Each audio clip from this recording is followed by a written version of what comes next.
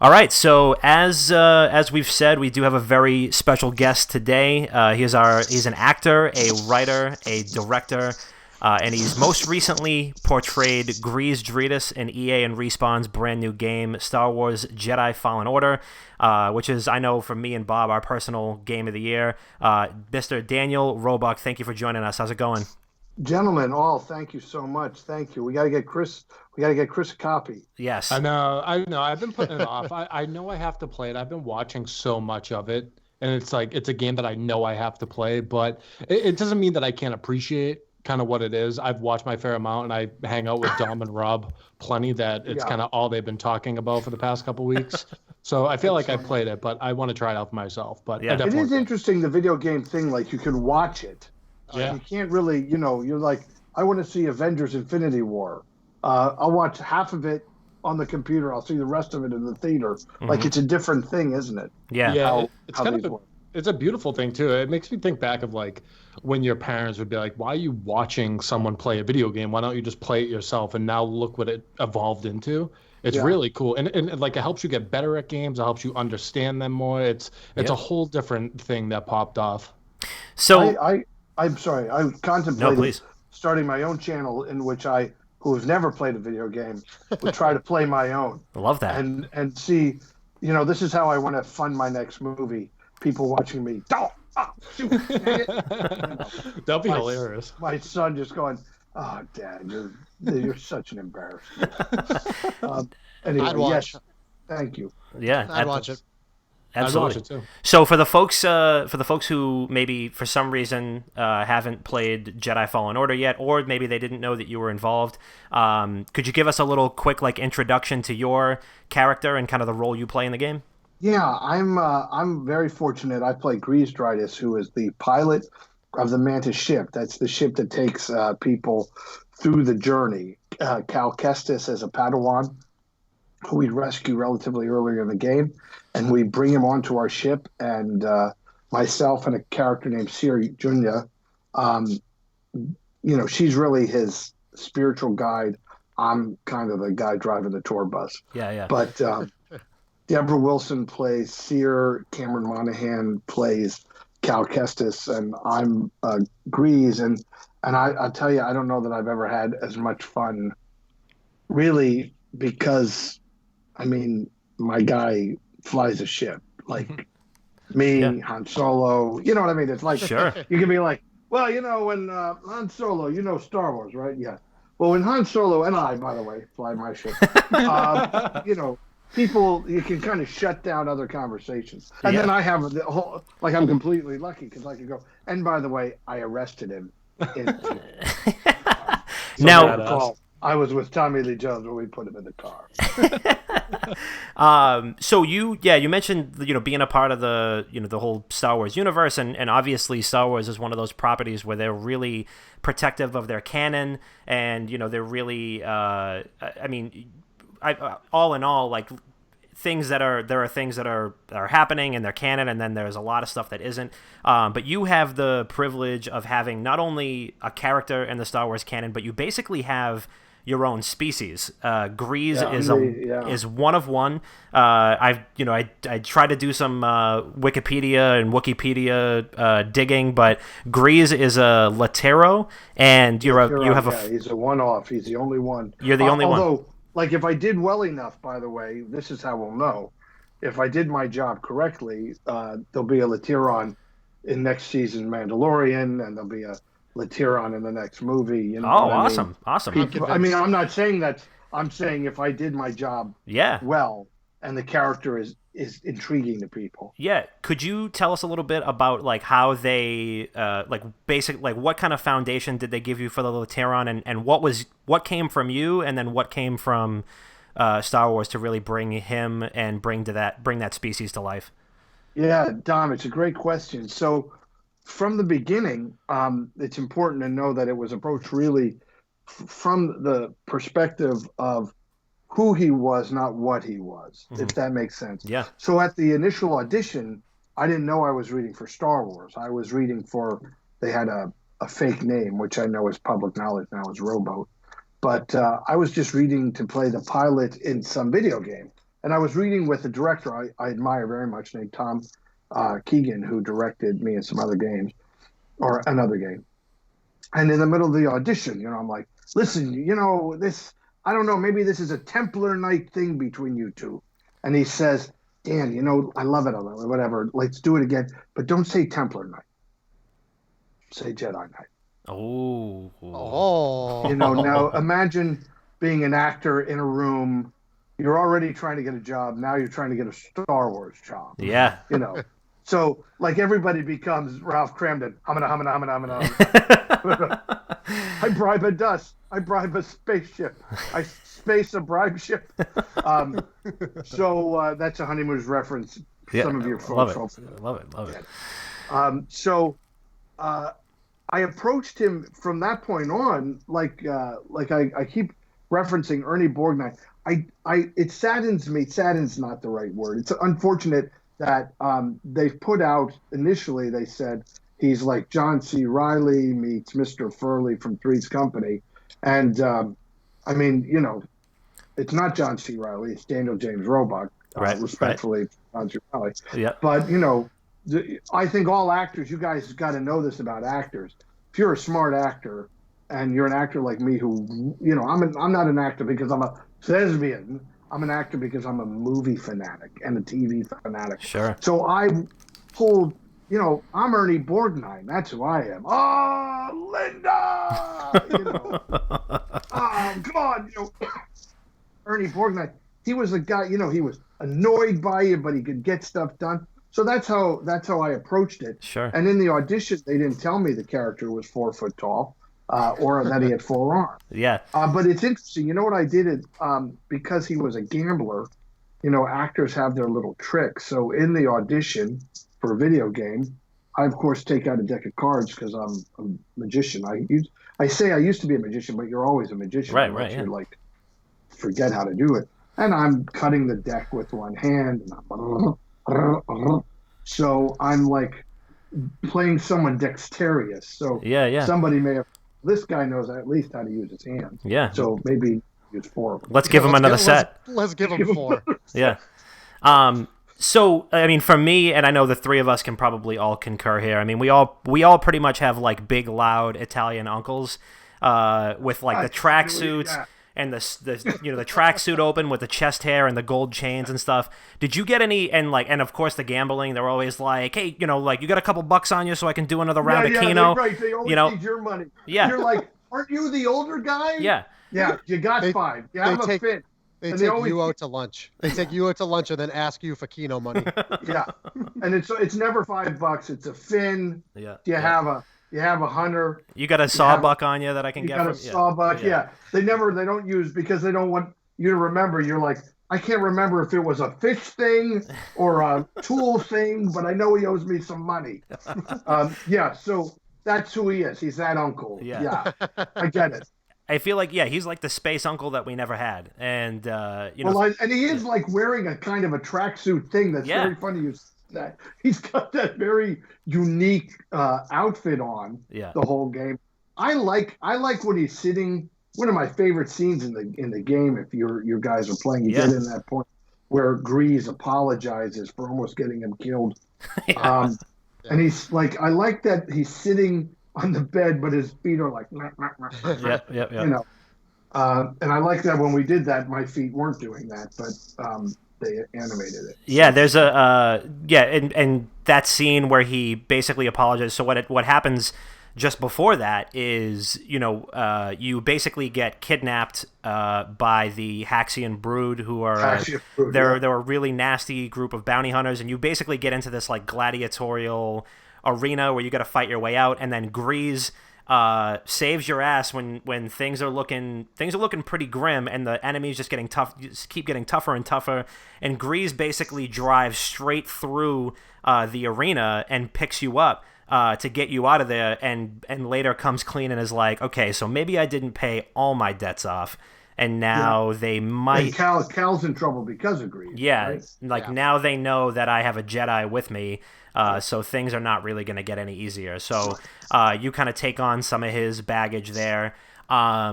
Did you have you like I know you had mentioned Han Solo and kind of having your own Star Wars character.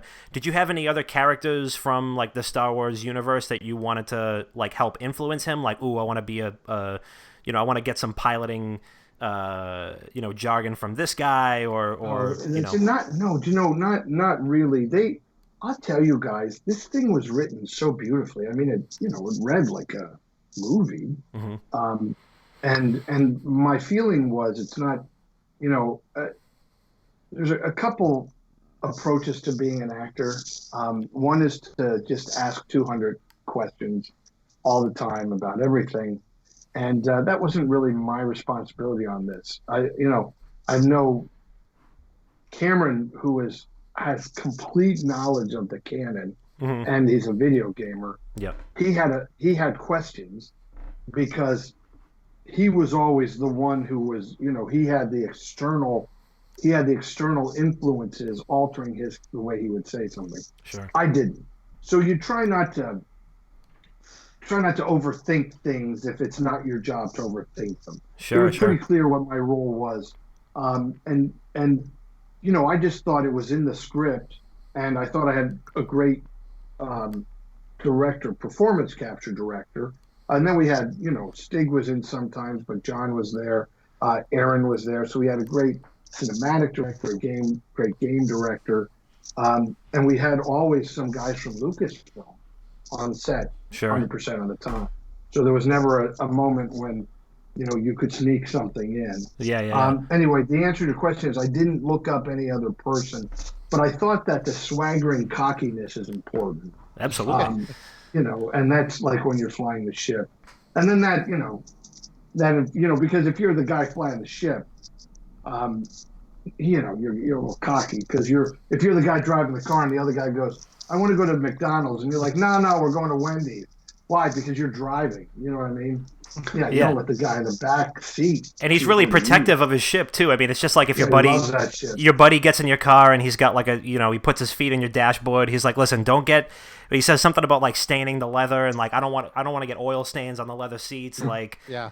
When BD1 comes on. BD1 comes. Hey, let me ask you guys a question in Boston. Sure. It's a man-to-man question. Yeah, good. Man-to-man, and any young ladies who are watching too. Sure. So when there's three guys in a car. Yep. And you pull up to get gas. Do you all get out of the car and stand around while the other guy? No. See, what I do is don't? Whoever's behind me, they'll get out, and I'll just throw my seat all the way back. Yeah. And then I'll just relax and wait for them to fill the gas up. Oh, and does that work for you? Yeah. Every time. Every time.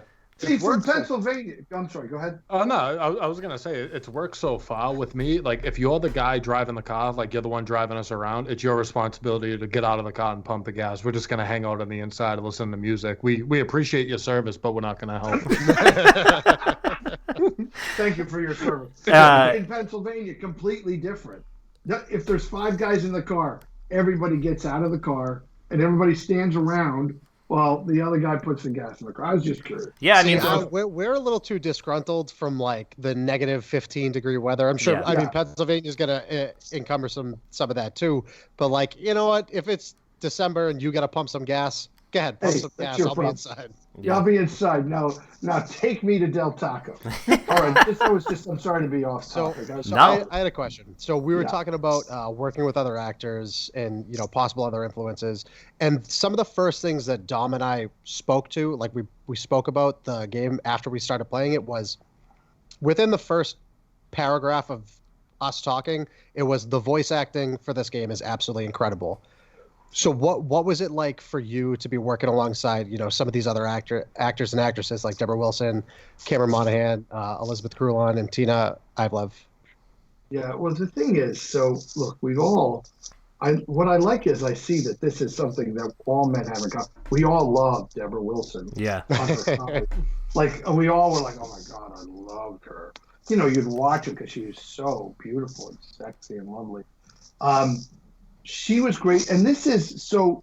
To clarify for your followers, it's not voice acting like when I do a cartoon and I go into a booth. Now, oftentimes we read round robin, like for a cartoon, I've done that, but mostly, you're in a booth alone creating it. This was, we acted the movie out. I don't know how else to say it. We spent 5 months, a couple days a month, going down to the studio and performing. So you weren't just throwing out dialogue. You're acting, you're interacting, not just acting. You know what I mean? Yeah. So Cameron is extraordinarily impressive, a young man in person. And I don't know when I've crossed over that now I'm referring to him as a young man, not just a man. That's like my wife. We were at a restaurant the other day, and my wife's only 47, 48. She called the waitress sweetie. And I was like, come on. Look, I became Ernie Borden. No, don't call her sweetie. Come on. But so he's a very impressive young man, extraordinarily smart actor, which is a joy to work with. Deborah, so filled with, you can't even know the kind of light and joy she brings to a situation. She is a gifting, loving, positive human being.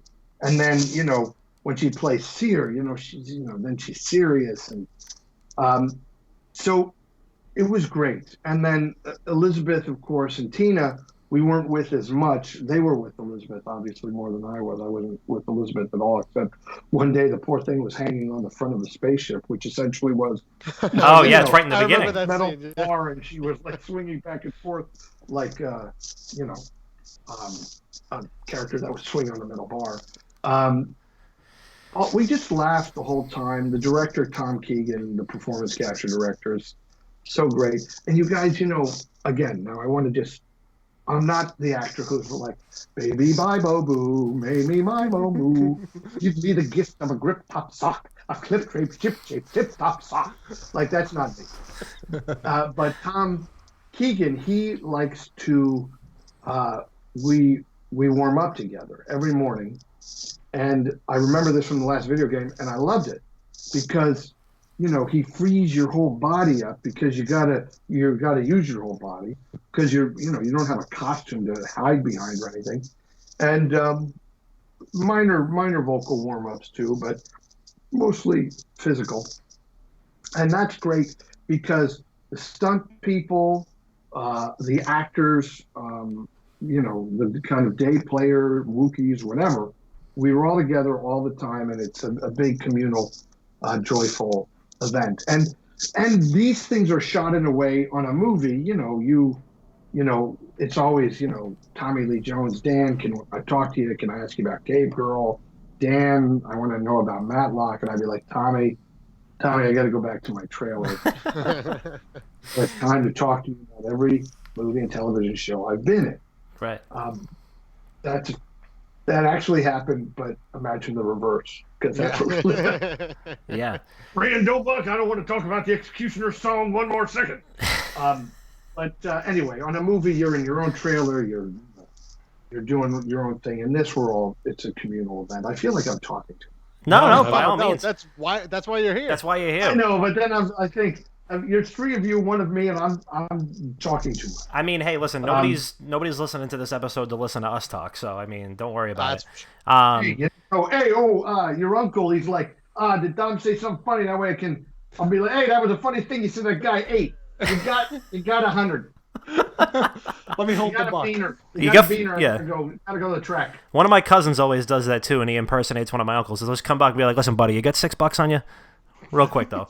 You got $6. So I was actually kind of surprised to hear you say that you weren't with Tina Ivlev as much, because later on in the game, GREEZ and Merrin, her character, actually chop it up quite a bit. He's petrified of her at the beginning and is like, don't get her on my ship. Do not let her on my ship.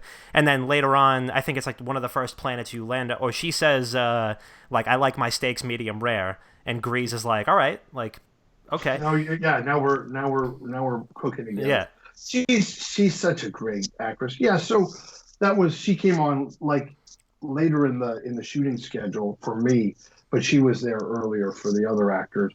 Because of course, since I'm only on the Mantis, it was only when we were shooting the Mantis that we'd all be together Yeah. when they were on the the planet or whatever. I wasn't there. So and so like with these characters, I mean, before we put this interview on the show, I'll make sure to say, like, spoilers. But GREEZ, he survives. He's there at the end, and I think one of the last lines in the game is like, "Where to next? Like, where do we go from here?" So, do you think we're gonna see GREEZ again? I think if people are responding to this game as much as I hope they are, and you guys feel they are, why shouldn't there be a Jedi Fallen Order 2 or Jedi, whatever they want to call it? I would call it Jedi GREEZ Dritus. Something like that. This game was actually the fastest selling digital Star Wars property ever. Oh, wow. Yeah. So I have high hopes that there's going to be a sequel. I have high hopes that there's going to be GREEZ in future movies, maybe The Mandalorian, maybe the show. Like you were mentioning earlier, you want to see a Lateron in everything. And not just a Lateron, this Lateron. That the one. The Lateron. I don't want to see it. It's not that I'm desperate. God's good to me. I work all the time. Sure. But I don't want anybody else playing my part. No, absolutely not. I'm for it. Yeah, you guys, there just has to be a great outcry of, we need fans with cans of gasoline getting ready to self-immolate if it doesn't. If he does not play the role. Yeah, I mean, I think that we've set up a good story. Yes. Well, I can only foresee the real problem is it took those poor people 4 years to make this before they brought us on. Now maybe they've got all the digital media created, and maybe they're always thinking, look, a little known fact, you guys, songwriters, you see in Broadway musicals, Joe, a deer, a female deer, Ray, a drop of gold. That could have been written for another show. And at the last minute, that show's in Boston. They pull it out, and Rogers and Hammerstein are like, "Oh, you know what we could use right here? We could use the Do Re Mi song here." Like, so that's really how art is sometimes made. And so, hopefully they were working on some ideas and like, this isn't going to work in this one, but they've already got a flanks of ideas ready for the next one. Yeah. Well, it seems like they already laid the groundwork with like all the technicalities, like the technical aspects of the game itself. They already have the engine that they're using. They already have the assets that are in the game. So when it comes to game development, they have the basis for it, and they created an incredible story that can go even further beyond what it has in this one game. And I look forward to it. Mm-hmm. Yeah, I'd love to see, and as I feel very strongly about Cameron Monaghan's acting, I'd love to see him grow in the character. Just like, look, Mark Hamill had an unprecedented opportunity to play Luke Skywalker for 5 decades. That's really that doesn't happen. Right. It doesn't. Yeah. So Dan, how working on Jedi Fallen Order, how's that different than, say, working on like LA Noire? Oh, well, I'll tell you. The primary difference was I don't think the technology was advanced. Well, it obviously wasn't. That's already 10, 12 years ago, right? Yeah, right around that timeline. But because the characters, because the game required you to figure out if the guy was lying or telling the truth, we shot the motion cap the bodies in the normal way with no real headgear, other than a hat, with a few dots on it. And then it was months later, they put us in a room that was like the room where Mike TV goes on TV and Willy Wonka. They put you in a white room, and there was, with no exaggeration, 100 cameras all around, and one camera right in the middle, and you had to look at this picture of the Mona Lisa and deliver every one of your lines. Hey, stop it! Be careful! Hey, you're gonna get me shot! You had to do it all looking directly at that thing. Wow. But then on the game, if your body turns then your head turns and says, because I think that was all about. Now, my guy in that game just didn't do that much, just ran around, got shot at. I mean, he was not a pleasant human being. But for the other actors who had to do the interrogations, I can imagine it was quite. And even in my thing, the director would say it like you're guilty. Say it like you're not guilty. Say it like you're glad he caught you. So you would try your best to give them what they wanted. Yeah. So you had to. I mean, you went from. And when you did Dead Rising 3, I think that was probably more just. Was that just traditional voice capture, or did they do some? No, that was too? all performance capture too. Oh wow! But yeah, with the cameras on the face, but I don't remember the dots on the face.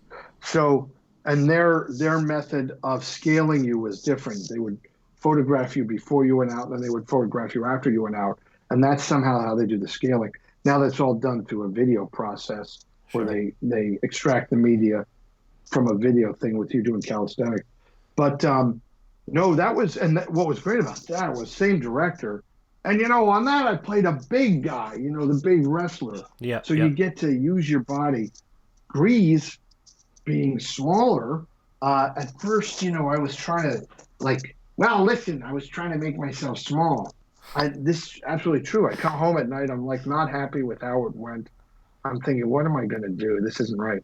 And then I literally have an epiphany. He's not small. He's big. Yeah. He's Joe Pesci. Yeah. Yeah. He's a small guy who thinks he's a big guy. Yeah, exactly. So that completely reinformed the characterization. Tom Keegan and I talked on the phone that weekend, and we were excited to get to it the next day. And then instead of trying to be small, I was just myself and big. And listen, look, what I love about it is, you could, I'm the man is not built for close support. And I give the little Herman Munster finger, that's, that's an actor, because an animator would have never thought, we'll put the Herman Munster. I remember Herman was always, Eddie, now, wait a minute. Really? Because Fred always, wait a minute, I'm going to, listen, I did a movie with him, and he'd say, look, Danny, there you go. That's where you are, your So you had you really did have the, the personality of, let's say, I guess a regular height character, probably triple that in the size of a 4-foot Lateron with 4 arms. Yeah, who thinks he thinks highly of himself, and he's good at his job. Yeah, he's got a great ship. He's in his ship, which interesting. Now it's a ship that he got somewhere, so it's not really designed for him. You think of that, his seat is that would have to be something that he built, sure, to make him fly in the right place. Because if it was his ship, all of the gadgets would be 2 feet lower. Sure. They wouldn't be where they are when the guys are typing. Yeah. So he picked up the Mantis at some point. I think he wanted or something, but he loves it. He loves his ship and all that stuff. Here's another funny story. You play the game, so the game is a lot of and the thing and the Force and the Padawans and the terrible thing that they did, and here's the big bad guy from all the other movies we don't want to say, but he's there. So that's all happening. And then, so you do months of performance capture, and then you go into a room and you do the other thing where you capture voice. They do your voice capture for all the stuff that's not interacted really. All the stuff where GREEZ is oh yeah, hey, get are you gonna get me some seeds? I want some seeds for my terrarium. All that stuff you just do in a room alone. And the people who were recording that, were such great, marvelous technical people. And they would, I'd be in there, they'd be like, thank God. Because I was like, where's my spoon? And all the other acting was very, dramatic, and mine was less so. I'm going to just get up and, we live in a technical world. Don't get scared. I'm coming back. Okay.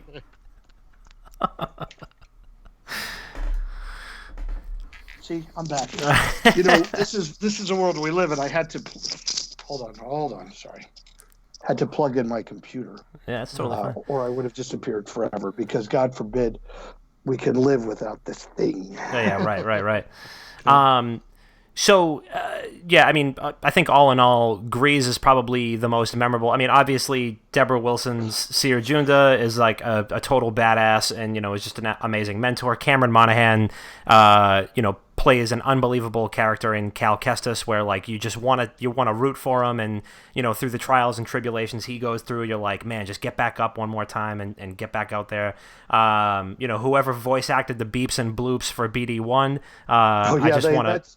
credited to Ben Burtt, who is he's the genius sound man from Star Wars, like dating back to the first Star Wars. Oh, wow. Figuring out how to get a cap gun he had when he was a kid that went chit, which is what they use for the Jawas thing. He figured all that stuff out. No kidding.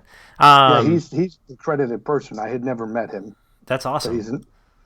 That's great to know that he's like still involved and stuff like that, and had kind of come up with so many different. I think there was one of the other like iconic sounds from like the blaster was like this really tight like cable that they were like they kept striking with something to give it like a bouncing noise, okay. And then that ended up being like the iconic like blaster noise. Yeah. And then of course Elizabeth Grulon, I mean, just played this diabolical villain in Second Sister, where everything she did was just like dripping with swagger and just like I really want to get at you with this lightsaber, but I can't get close enough to do it. So with GREEZ, I mean, so you're GREEZ is the 4-foot 4-armed pilot. Obviously we can't do this journey without him, but he's in the company of like these, I mean, it doesn't even sound like GREEZ really fully understands like the scope of, it's like, oh, you guys are Jedi or whatever, whatever mystical thing you guys are arguing about, whatever it is, you got to get it figured out. How did you like bring GREEZ to life in such a way that you knew he was gonna like stand out and really like cast that big that big aura among such powerful characters that you were working alongside? Well, you're kind to say that. Look, it's very easy for actors to fall into a self-creditory place. Well, what I did how I acted. Look, it's this simple. I had a great director, a great script, and great co-stars, and so you rise to the occasion. It's a fact. It's always been. Look, you go back to my second movie, River's Edge. I'm extraordinarily good in it for someone who had only been in one other movie called Cave Girl. But why? Because I spend 2/3 of the movie with Dennis Hopper. So Dennis is up here doing Dennis. He's him. I better be as close to that as I can get. Even though I'm 20 years old and playing a kid in high school, or 21 at the time, I think. I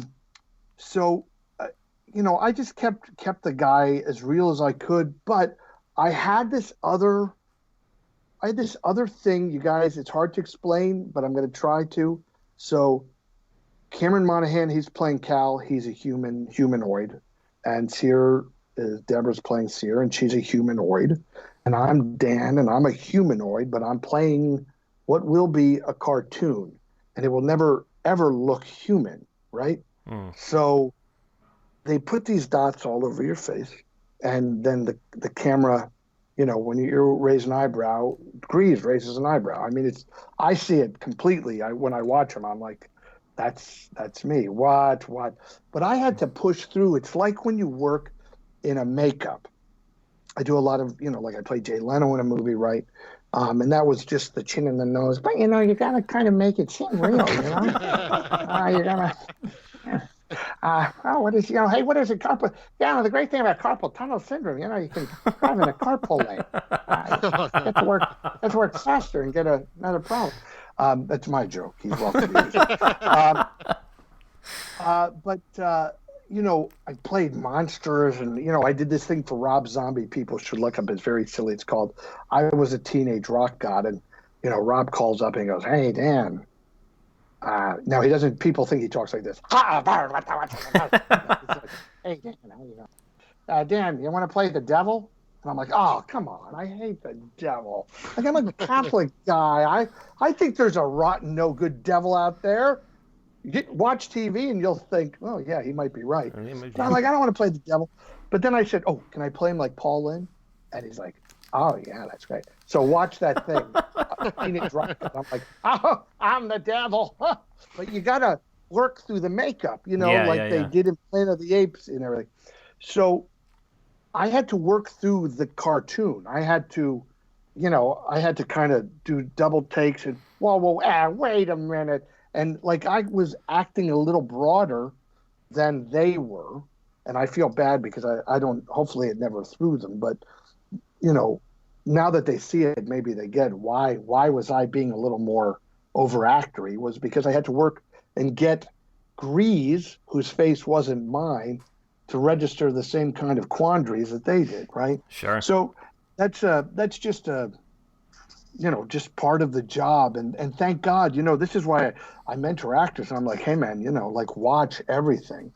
Like, thank God I watched Bugs Bunny and SpongeBob, and then sure. I could, I knew that a character's reaction has to be more cartoony than human. Sure. So Sure. so we've said it a dozen times that GREEZ is the Lateron. When you were being introduced to the character, here's this 4-foot-tall, 4-armed creature that's going to be flying the ship. He's going to be the foundation of this core group of people. Did they just give you like the liberties to come up with, a background, or like this is how the person should be this how GREEZ should be acted, or did like the suits from Disney and Lucasfilms hand you a classified folder of here's all the backstory that you need to know? Oh yeah. No, I think I was hired based on the performance I gave in the room, which they felt was close to what they had in mind. Okay. I didn't know what the character looked like until we had a read through, and they put him up on a screen. Now, what I knew was I couldn't go like this.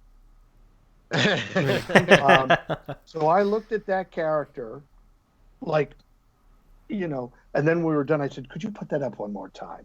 And they put it up again. And I was like, taking it. And then I wish I had this. I'm sure it's somewhere. I ran to my car and I drew it as best I could so that I'd have a picture myself of Sure. what it looked like. Sure. Yeah, we had the Lucas guys on the set all the time, so they were always there to answer questions, which was great. No, there was no. I mean, I think it was a great. I think they, maybe they were just hiring me, the actor, to figure some of it out. That's great, though. I mean, and you got to bring that to life, and now you're the template for, like you said, you're the Lateron. So, right. So, like the female Lateron, she'd be crabby. She's like, yeah.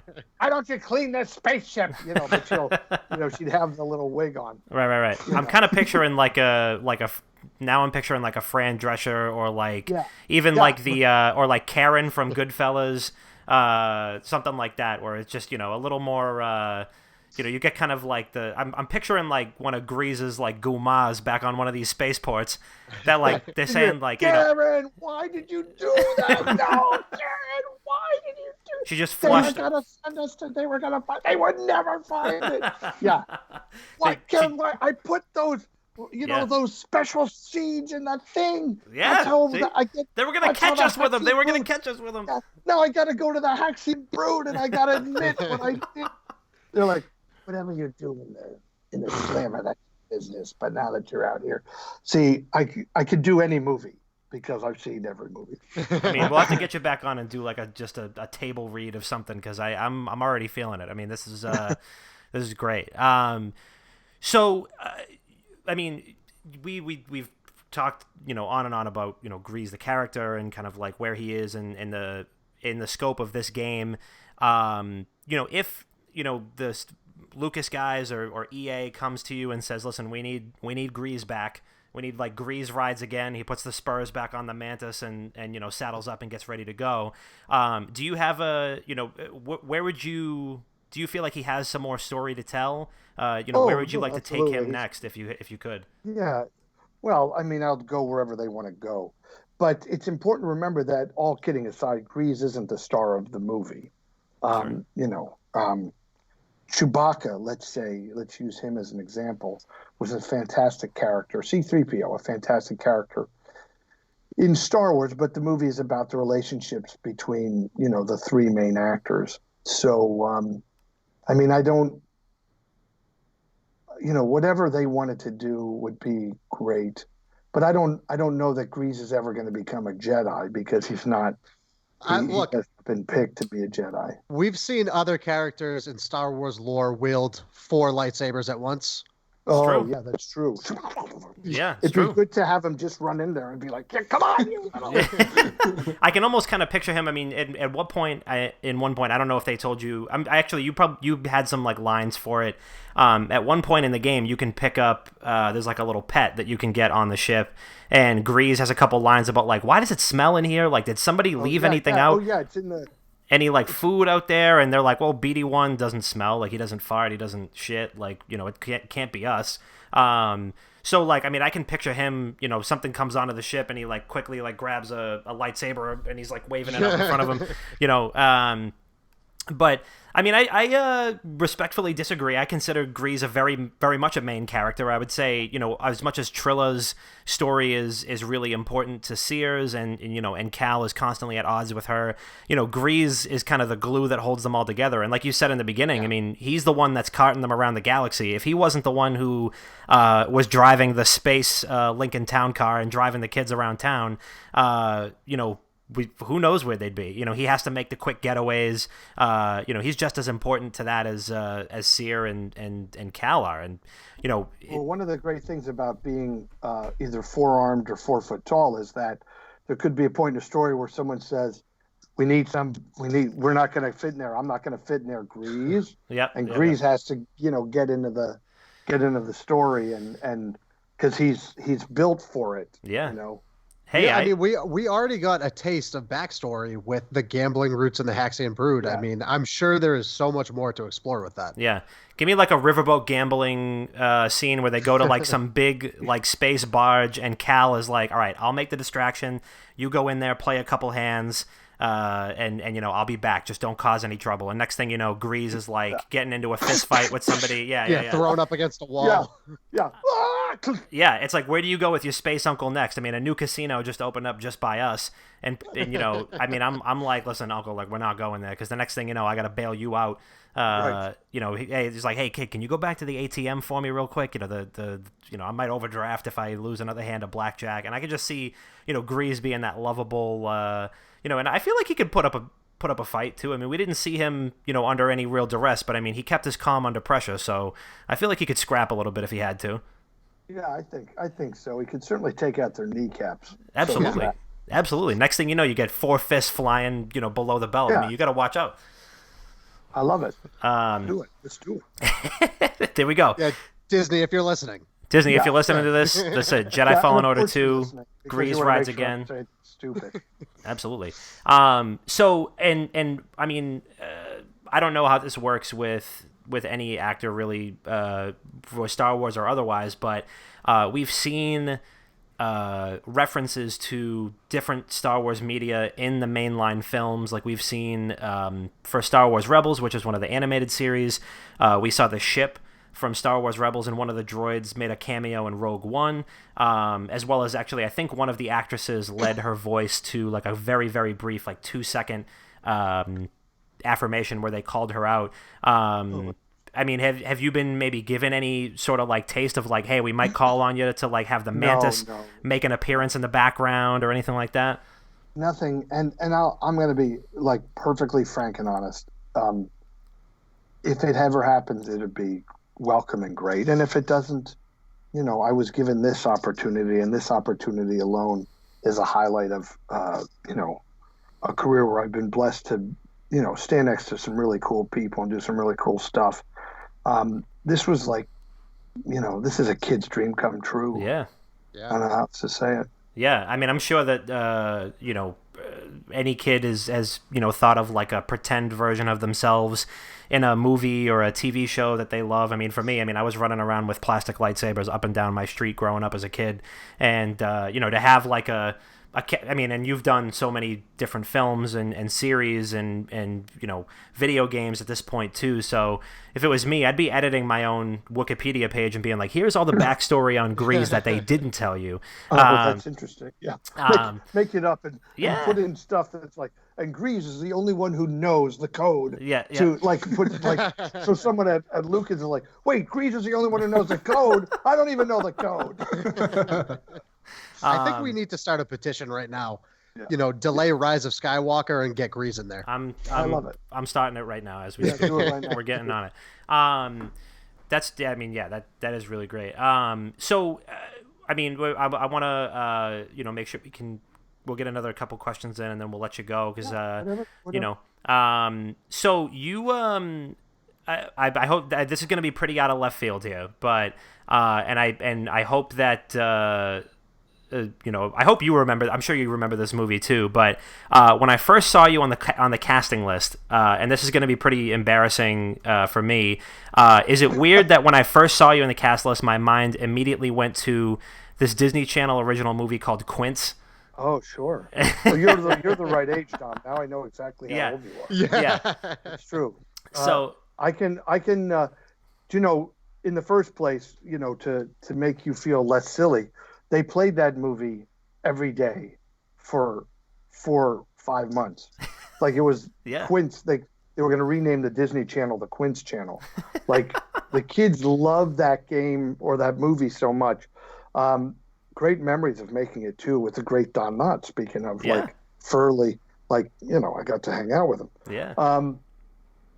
No, that's I've had such a kind of weird and unique career in that. These things that I've done, let's say there's someone's a fan of Matlock and they just love Matlock. Well, they're 70 or 80 or 90. And they may not be around long, but see, I had the wherewithal then to be in Disney Channel movies. Yeah. So now you're, 29, 28, 30 around there. 29, right on the bean. Yeah. Right on the nose, right? And and by the way, now you and your compatriots are the ones hiring me. So hopefully someone's like, oh, I like that guy in the Disney Channel. Yeah. Because the people who like Matlock, they're not hiring anybody in Hollywood. Nobody lets anybody work in Hollywood once they're 50. It's like Logan's Run. You go into that big room and you're like, and then you disappear. I'm scheduled to run soon with Jenny Augener, but even now I'd run with Jenny Augener. I'm probably 75. Let's do it. Yeah. No, that's not weird. Yeah. I honestly completely forgot about that movie. Now I'm looking it up. I'm like, holy shit! I used to love this. Do you remember that? It's on all the time. Yeah. And if a girl says Quince, I know she's 28 to 30. If I say, are you 24? Yes. Then I say Sonny with a Chance. And they're like, oh my God. Yeah. Oh my fuck, you're right. Yeah. And I can tell you who watches Lost. It's funny because we're not allowed to profile, but I can profile age. Sure. Age and various other factors. I could tell you what exactly you've watched. And everybody from the South, if someone says, how do I know you? I say, your grandmother made you watch Matlock. Oh, I did watch Matlock with my grandmother. Oh, yes. Yeah. So, I can tell anything. But it's weird. Like, I went down to shoot a movie in Buenos Aires last year. I mean, I stepped off the plane. I stepped off the gangway, and my first step into the Buenos Aires airport, a guy walking by says, Dan Roebuck. Why? Because Lost is playing there, and they all love Lost. Oh, my God. So, then, now I can, I've got this thing. I can go to other countries, and, one guy at least would be like, I like Dan Roebuck. Can you pick out, could you... for me, I mean, I can't remember what I had for breakfast last week. So, I mean, the fact that you're saying, some folks will remember me from this, and you remember the people that you worked with. Do you have a specific, somebody who recognized you from a certain movie or TV show, and you were like, wait, you remember out of all things, you remembered me from that? Have you ever had strange? No, things sure. like that? It's weird. Well, even Cave Girl, that first movie I made, people say, they'll say, look, I've got, so by the way, this guy who's staying in my house has I said that because he always says, when Dan says when we did Cave Girl, Lance, I'm actually on the radio show here. So, and he's making fun of me off camera. Would you quietly leave the room when we did Cave Girl? I did that just for you. He always says, oh God, not another one. We did Cave Girl story. But people should go online. They could type in Cave Girl, A Second Journey Back in Time, and my name, and you'll see a very funny making a video. I made the video about how rotten my first movie was, so nobody else would make fun of me. I made fun of my. You got out ahead of it. Yeah. Yeah, but something like Disorganized Crime, that was only out for a week or two, and it's on video and everything. It's on TV every now and again, but man, we were somewhere, and the guy started like. Yeah, and then you're like, what do I look like? Davy Crockett. I'll tell you, okay, can I allow myself a little hubris? Please, yeah. What please. is funny is when people quote me, they usually quote my ad-libs. It's true. Okay. Even, I think, I may be wrong. I got to look at the script. Better off the script than on the script. I like it. Yeah, I think Greasy Money, baby. Okay. I think that's an ad. I don't think that was. I love that. Greasy Money, baby. I'm gonna start saying that. And when you watch it again, you'll see Deborah's, like, she says her next line so on top of it that I almost didn't get it out. I could be wrong. And Hinky was the only thing that I said that was written in The Fugitive, but all that other stuff. If they could die of the River Green today, why can't they die of blue the other 364 days of the year? Those are all I've lived. But that's the stuff that people remember. Because when you write a movie, you're a movie writer, and you're like, every word I write is perfection. But they say, they walk to the front door, and, so you're like, you're going to talk or am I? You are. So that's all they write. Right. But the front door could be 60 feet away. So you better know how your character would talk and walk and act in those 60 feet. And you better say something that, makes sense to a movie audience or a TV audience. So you're always advocating, always. Love that, and I'm sure that GREEZ. I'm sure that there must be a couple other ad libs in there that will probably take you by surprise, and that's why I think it's one of those things too, especially with a game like Fallen Order, where it encourages exploration and always backtracking and going back to some of those places. You might see GREEZ standing outside the ship. Idling out there, just, enjoying the nice weather. And then he says like, man, this place give me the creeps or whatever. But you can go over and hit an additional button and get some more dialogue. So for me, it's like I'm eating like a bowl of soup and I got like a piece of bread. I'm trying to get everything around the sides. I'm trying to get absolutely everything out of it that I can because the dialogue's that good. And he's saying, hey, GREEZ, thanks again for that conversation. And he's like, man, don't worry about it, kid, and that's always great. I mean, it's always great to not only have the real captive like cutscene dialogue be that good, but also the ad hoc conversations that somebody might go through the game and never hear it because they don't take that extra couple minutes to really explore like that. So the fact that it's that memorable across the board really speaks volumes to just like you said. I mean, the writing, the directing, and the acting is all just very unbelievable. kind. Thank you. So I want to, we'll kind of wrap things up here, and I want to make sure we give you some time to plug different stuff that you've got going on. I'm sure that you have some other upcoming projects as well. Rob or Chris, did you have any other last questions that you wanted to fire off? No, I'm all good. That was great. I had one tiny request. Yes, Mr. Rob. That I can't end the call without asking. Would you be able to do a quick line for us in the GREEZ voice? Yeah. What do you want? You want to do can we do the intro to this episode of the podcast in the GREEZ voice? Yeah. How? You say this is GREEZ DRITUS, and you're listening to the best podcast in the galaxy, not another gaming podcast, or something like that. Yeah. You want me to just do it? Yeah. Yeah, absolutely, please. It's not another gaming podcast? Yep. Correct. Yep. Yeah. Hey, this is GREEZ DRITUS. Look, I've been all over the galaxy. I want to tell you something. You're listening to the best podcast in the galaxy. Not another gaming podcast. That's what it's called.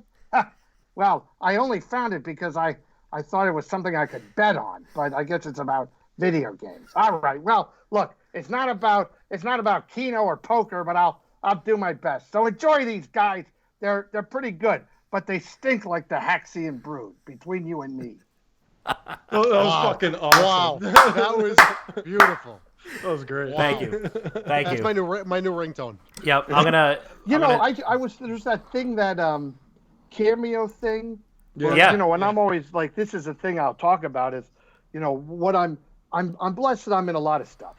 A lot of stuff coming up, a really cool secret project that I can't tell you about, but I'm doing that next year. I've made my own movie. So there's a movie called Getting Grace, which you can find on Hulu. Or if you guys put this up before Christmas, we're offering free shipping if people go to gettinggracethemovie.com, gettinggracethemovie.com. There's free shipping. And you can buy the movie for, it's on sale for, I think, $10 or something. And it's also Hulu, Amazon Prime. It can be downloaded or whatever. But if you want to support us in our movie making, go buy it. So Getting Grace is a lovely movie about a teenage girl who's dying. She goes to a funeral home to find out what's going to happen after she dies. And she ends up teaching the funeral director how to celebrate life. So although it's about death and dying, it's a life-affirming movie. And our next movie is called The Hail Mary. And that's about this funny nun finds this guy who needs redemption, so she cons him into creating a football team for her all-boys Catholic school. We've started a unique thing. Now, look, you make these movies independently, and then ultimately you got to sue the distributor. They never give you money, and you borrow money. People give you money, they invest, and then, your hair turns white and falls out.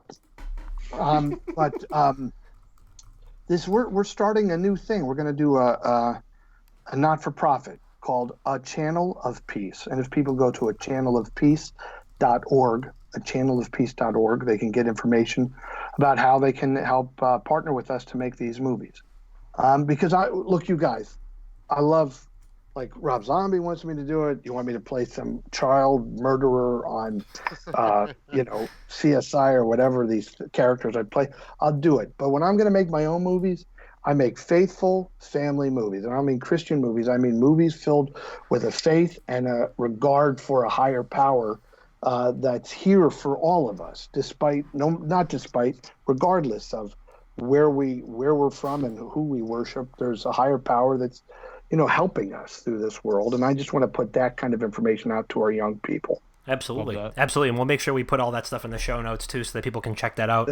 So we have A Channel of Peace, and then it was the film was called Getting Grace. What was the website for that? So it's gettinggracethemovie.com. Gettinggracethemovie.com and achanelofpeace.org. Okay. Because it's not for profit. And then Getting Grace, the for the film for Getting Grace, that's on Hulu, Amazon Prime, and then you can also purchase that on the website?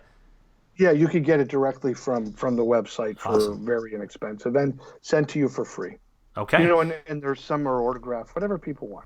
Excellent. Do you have like your own social media stuff going on that you'd like to pitch as well? Oh, well, yeah. I mean, people can always find us at the Daniel Roebuck fan page on Twitter and Instagram. I'm Mr. Daniel Roebuck. I'm trying to be better with all that because I would love to bring Star Wars fans who are have a heart for these other kind of movies I'm making. I'd love to bring them aboard and know they can trust me to make this kind of stuff. So yeah, that's mostly what I've got going. And the other thing I'm doing, which is exciting, I'm finishing a book called The Audition is the Job and Other Truths That I've Learned in the Land of Make-Believe. And that is about not just how to audition, but how to empower yourself as an actor. Because, we don't have a lot of, all the books tell us how stupid we are and how we shouldn't do anything. And I'm writing a book that says, look, if you know how to, flip a deck of cards, take them into an audition, and, you might get on Star Wars. Hey, it's not a joke, but you know what I mean? Like, use everything you got to make the audition yours. The audition isn't theirs. They didn't give you a job. The audition is yours. Mm-hmm. So that's I'm just trying to help actors with Absolutely. That's awesome. That's great. And honest to God, I mean, there's I think there's enough self-service out there that having a book being written about helping others and helping people to pursue their passions and how to not only you're not telling people how to do it your way, you're saying, hey, how do you put yourself trust into it? you. Yeah, that's trust what I'm yourself. saying. That's awesome. Don't listen to. Look, we're in a weird business, dude, where people will go to an acting class, and the acting class is called The Art of the Close-Up, but it's taught by some guy with 5 credits on IMDb, and they're juror number 2. And by the way, if you're juror number 2, only juror number 1 got the close-up, because he had to say, we find the defendant not guilty, and that's usually they shoot that tight. But or your garbage man or your waiter, and it's like, why would you go to that guy to find out the art of the close-up? And by the way, guess what? There's no art to the close-up. It's just like everything else. They just move the camera in. Like it's not woo. Here's the art of the close-up. Don't screw up your line. So there's probably somebody in like a $2,000 class right now as we speak called the art of the close-up. I promise you, learning about something from a guy who's telling them everything incorrectly. Right. So I'm just trying to clock that and say, I don't know everything, but I can tell you that if I've been in 300 or 400 things, which I have, because IMDb only lists 1, but I was in 50 Matlocks or 60. It only lists 1 of this or 1 of that, and I was in 15 of this and 8 of those and 12 of those. So let's say I've been in 350, 400 things. That means I've been on 4,000 auditions. Right. Yeah. Well, Dan, this was an absolute pleasure. Thank you so much for hanging out with us and for talking to us about GREEZ and everything else. We are really looking forward to hopefully seeing some more GREEZ in the future. I mean, me personally, I mean, like you pinpointed our ages. I mean, I'm only 29 now. If I have to go the rest of my life without ever hearing GREEZ again, that's going to be pretty miserable. So, the good news is you can always call me and I'll go, hey, Dom, what are you doing? I'll take you up on that. I'm going to take you up on that. And we're on the East Coast, too, so you're going to get a call like mid-afternoon. It's going to be 11:30 p.m. for me. I'm leaving the casino, and I'm going to be like, GREEZ, I need a pep talk. I'm going back to the blackjack table. Get back in there. Don't humiliate your family. Get in there and get that money back. Well, thank you so much. And then for all the folks that are listening right now, make sure you go check out GettingGraceTheMovie.com. Getting Grace, you can get that on the website, Hulu or Amazon Prime, but go get it on the website. Make sure you go get it on the website. And then the audition is the job. We'll be on the lookout for that. And then as well as a channelofpeace.org. Dan, hang on the call after this, but I'm just going to end the recording. But Daniel Roebuck, thank you so much for coming on, and we hope we can get you back on soon. Oh, please, anytime. It was my pleasure. Thank you.